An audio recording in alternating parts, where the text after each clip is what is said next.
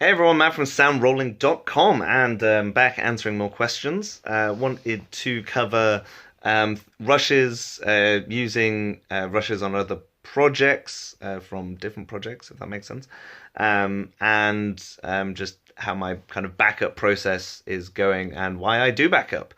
So let's start with the easiest one. Why do I backup? Only happened 3 times so far in my career.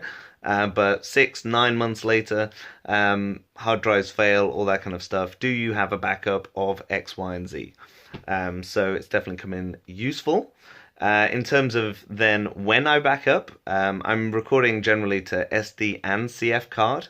And if, say, an SD gets full and my 64 gig CF card isn't full, then I'll, for instance, format the SD card and keep one backup going. But then what I'll do is periodically, although now I'm trying to do it more weekly or at least fortnightly or at least monthly, depending on how busy it is or depending on the project. I'm trying to keep a hard copy backed up then on kind of 2 hard drives and keep it on the CF card until I know that that's definitely maxed out of space. Generally, they say with even just media in general, you should keep about 10% free while you're actually like recording. So it helps just make sure that the card runs fast and like definitely completes files and stuff. So I've always been doing that as well. In terms of using things like WAL tracks on other projects or wallers, things like that, I definitely do that. But what I do is I combine it with other things. I never directly transplant kind of one effect from one thing to the other. It's more just an addition to add more kind of like a sweetener to it.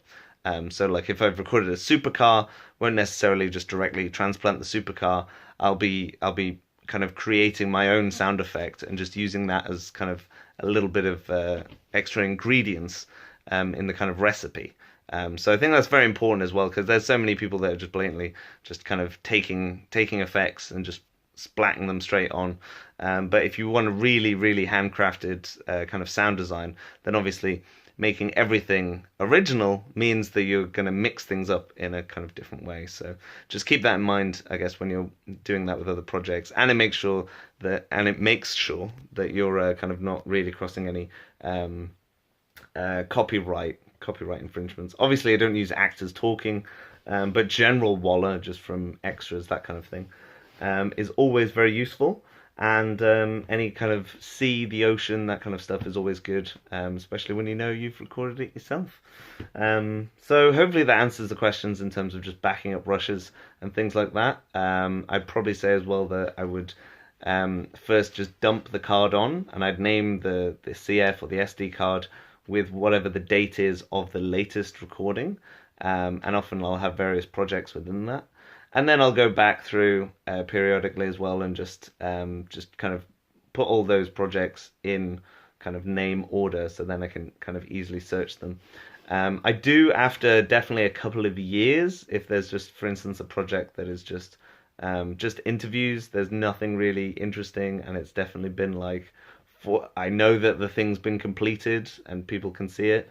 I do clear up some space, but again, the cost of actual storage is just getting and going to keep getting cheaper and cheaper and cheaper. So that's my kind of thought process with that so far. But let me know what you do down below, and I will see you later.